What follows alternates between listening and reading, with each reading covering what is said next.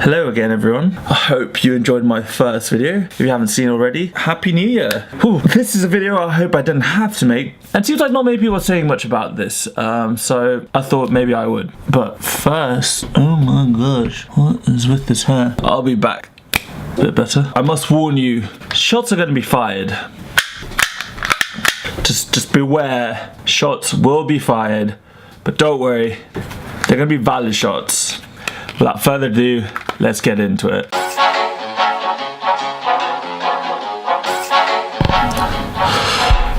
Now, before I get into this video, I just wanted to clearly state that this video is by no means an attempt to defame or put anyone in particular into disrepute, but rather it is to purely educate, and it's absolutely up to you what you do with this information. My intention with this video is to highlight some of the aspects of the Gymshark brand, and in particular the content that their athletes share that I find particularly problematic. As I said before, my intention is not to specifically name names and blame certain individuals, because honestly I don't want to be accused of being some sort of sore loser who's just trying to gain from bringing someone big and famous down. Honestly, I don't need to name names. It'll be quite obvious who I might be alluding to. If you're big into your fitness and you're on social media, then you'll know who I'm talking about. It's everywhere. It's all over social media. Go to any gym, you'll see it everywhere. You'll see it. You can just say, oh, you're not naming names. You just must be making this up, blah, blah, blah. Show them then. And again, I don't want to be accused of trying to bring someone down. Like, I'm just going to put this information out there.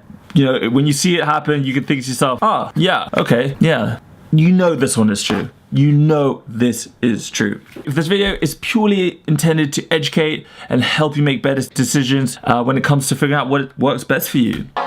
Contrary to the title, I actually really like Gymshark. I like what they stand for. I like how they are somewhat underdogs in terms of global sportswear brands, you know, when you compare them against Nike and Adidas, for example. The products are great. You'll see me rep their stuff all the time in my videos. And the thing that I'm going to talk about is it used to not be enough of a problem to warrant a video, but now I see it everywhere, and it's like an epidemic. The problem I will be explaining does not pertain to all of the Gymshark and sort of Instagram athletes in general, but the problem is prevalent enough to warrant this video. Essentially, the problem is that the workouts and the image of fitness that many of these athletes put out is completely misleading and not realistic. For example, the use of pulse squats. I'm sorry, what? Pulse squats? Pulse squats, if you didn't know, are literally quarter rep squats. Maybe even less than that. You know, like maybe 8th rep squat. It's 2018, you know, we have cars that drive themselves, phones that can do literally everything, and never before has good information about whatever fitness discipline you're into been more accessible than today. And yet, pulse squats are a thing. Okay, they have a cool name. Pulse squats. It sounds like the latest razor from Gillette. Ooh, the new pulse squat from Gillette. I don't know where pulse squats came from, but they need to go away and stay there. Like I said, it's 2018. How do people not know? Partial reps don't count. The only kind of reps you should ever do are full reps. Shock, horror, mind blown. Always go through the full range of motion. I repeat, go through the full range of motion. Partial reps are like skipping leg day and should be avoided at all costs. But wait, it gives your booty an amazing burn. You know what would give you an even better and far greater burn?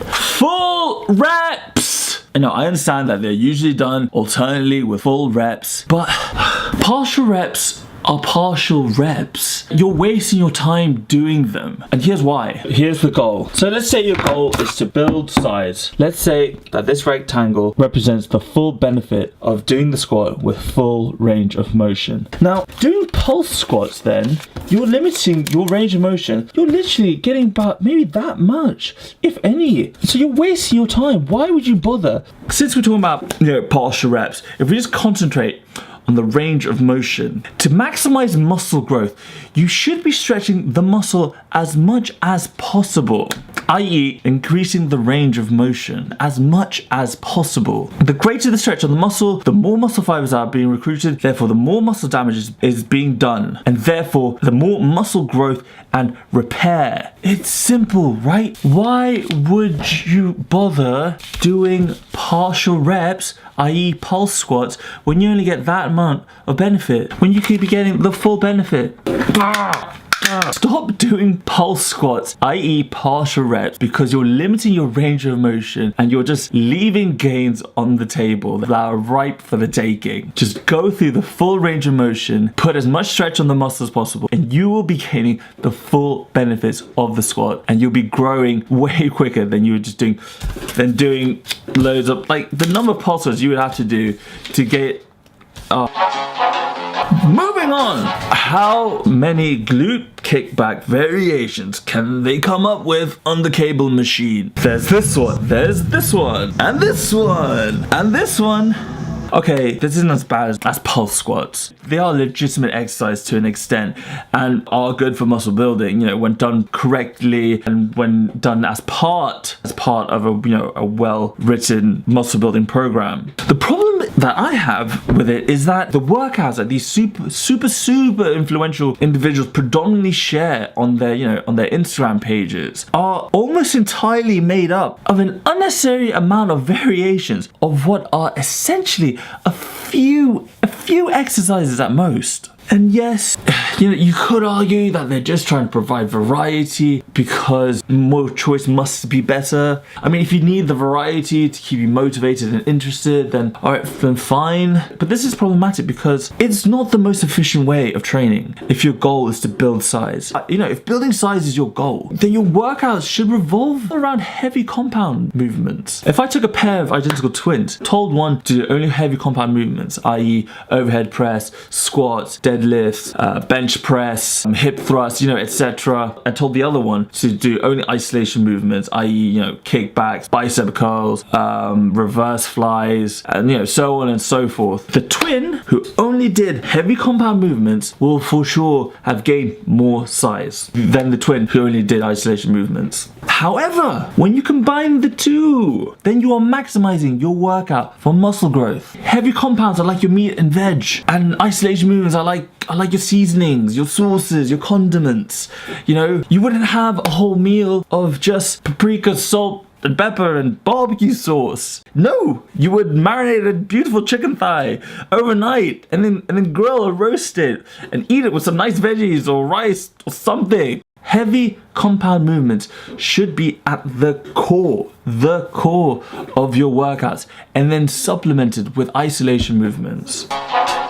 Problem number 3. The over-glamorization of working out. How many times do you see these people with a perfect face of makeup and hair that looks like they just came out of a salon doing a workout and not breaking a sweat? And yet they have the cheek to describe their workouts in ways that do not reflect the workout that they are doing, such as killer, ooh, this one burns so much, so on and so forth. If you're lifting correctly at the intensity that's required, I guarantee you should not be looking like you're about to have a model shoot. It should look like this, not like this. You should be looking like Charlize Theron during Mad Max, not Charlize Theron in a Dior ad. It's problematic because along with full range of motion and proper form, there needs to be a high enough intensity. Over-glamorizing working out is just a completely unnecessary misrepresentation of what is required to build muscle. You know, there are plenty of other issues that I could get into, you know, that pertain to Gymshark and other Instagrammers, you know, fitness influencers. You know, I could make a series out of it. You know what? Maybe I will. Notable mentions are the fact that all the Gymshark athletes look exactly the same. Could they be more diverse? Of course. I could go on, but... So why does this all matter? Like, does it really even matter? Like, who cares if you do the pulse squats? I wish I could just say, you know, if you like the pulse squats, just go ahead and do your pulse squats. You have your pulse squats. Why should it matter? You know, okay, fine, they're not the greatest, but I like doing pulse squats because they're They're great, they're fun. If you want to do cable kickbacks on a bench with like 3 resistance bands on the cable machine, then fine. I wish I could just say go ahead, do them. Like whatever, let people work how they want to, right? Oh, if only I could. Because herein lies the problem. The biggest problem of all. Money. It's money. Gymshark is a business. Surprise, surprise, eh? And these Gymshark athletes are their prime marketing tools. I don't care what you say. These athletes serve first and foremost as part of their sales funnel. And yes, you can say that they help to inspire, they motivate, and all that stuff. And then say that they don't. What Gymshark have in their minds when they approach these people, these individuals, is this: will this person's content drive traffic to our website? And that's what they're thinking, long and short of it. So long as people are landing on their website, they are happy. And I'm not taking away from business. I'm not saying that business is a malicious thing. Of course not. It's just the way that they're doing it, basically. So in order to be relevant and to keep their sponsorship with Gymshark, these influencers need to constantly be coming up with content that have high engagement rates, i.e. content that gets likes and views. Because in this digital age, the more likes and views you have, the more likely people are going to buy whatever you're selling. Because the more likes and views, the greater the chance of sales. This is obvious. The more people who engage with the post, the more likely that they will click through to your website, and the more people that click onto your website means that greater the potential for sales. And they get away with doing this because they found a loophole. You know, they found a loophole that absolves them of any wrongdoing. What is it?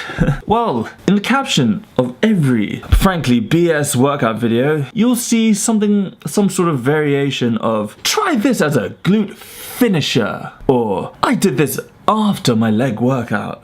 Ooh, ooh, ooh, they are good. How sneaky. And it begs the question, why don't they just post their real workout? Why put out these rubbish workouts that don't work, like these things that don't work? Well, let's look at the numbers. I've chosen numbers from a certain influencer. They're both from the same person. Here are the number of views for a video that featured what I would describe a proper workout, i.e. this workout is mainly made up of heavy compound movements. It received this many. Now look at a workout video with a pulse squat. Ah, okay. By the way, I didn't cherry pick. This is a general trend. You will see this. Like, I say this with full confidence. And you can check it out for yourself. If you're an influencer, putting content out is your job. You want your content to do as well as possible. People don't realize that putting out content is actually quite a lot of work. Doing it regularly on a daily, on a regular basis, weekly, daily basis. It's a lot of work. Coming up with ideas, filming, editing. If one type of content provides you these results, and then another type of content gives you these results, and they both take the same amount of effort, time and effort, why on earth would you bother with the other type, the one that doesn't perform as well? You just wouldn't do it. It's not worth your time. So on top of being marketing tools for big brands like Gymshark, they sell their own workouts in the form of workout and diet plans, for money. And that is why these things are problematic. They draw you in, and they are exchanging them poor, misleading information for not only your loyalty and your trust, but for your money as well.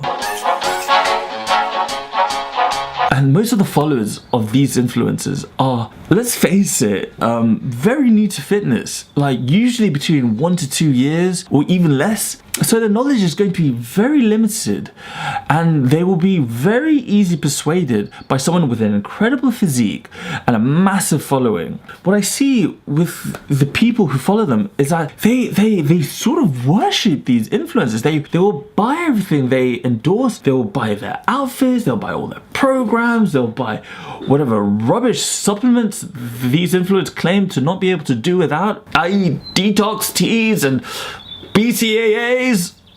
I mean, I could talk about detox teas and those, fat burn in another video. In an industry that's already plagued with so much deceit and misrepresentation, where everyone is just being accused of being a fake natty and photoshopping their images and so on, the last thing you need is some Insta chick with a whole 1 year of experience telling you to exchange your money for their workout plans that in the long run just won't give you the results you want. And and that's another thing. So many of these influencers, so many of these super influential fitness chicks or Instagrammers or whatever have literally for a very short amount of time, and it literally takes years to perfect something as seemingly basic as the squat. Like, there are Olympic lifters with gold medals who are still trying to fix their squat. It should be really disconcerting if someone with only 2 years or even less of fitness experience telling you that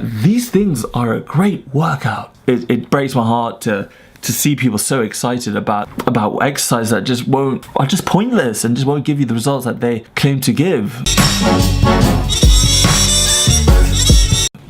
So how do you know if what you're doing is actually useful? And the best way to do it is just to cross-reference it with a reliable source. And there are so many reputable sources out there. If they have only a few years lifting experience, I'd probably be wary of their content. Like, check out these people here. If it doesn't check out with, a reliable, reputable source, then it's probably best to ditch it. As I said before, this video is intended to be educational, to help you make better decisions. If having watched this video and you still want to work out like this, and you still want to buy their plans and all of the products that they endorse, then that's fine. That's cool. But this video is mainly to call out these people of massive influence and big brands like Gymshark, because they should be taking more responsibility with what they share and what they put out there. They should be providing content and products that actually deliver value to their customers and their followers. I know I just had to make this video because enough is enough. If I see one more person do a deficit deadlift on 2 benches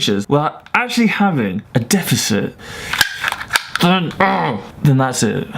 Whew. So glad I got that off my chest. Nice shirt, right? You can get it at hornbillyapparel.com. Support the channel for the well-built gentleman. I hope you enjoyed this video. Share this with someone who needs a bit of a wake-up call. That's all from me. Happy lifting, everyone. £4.50 well spent.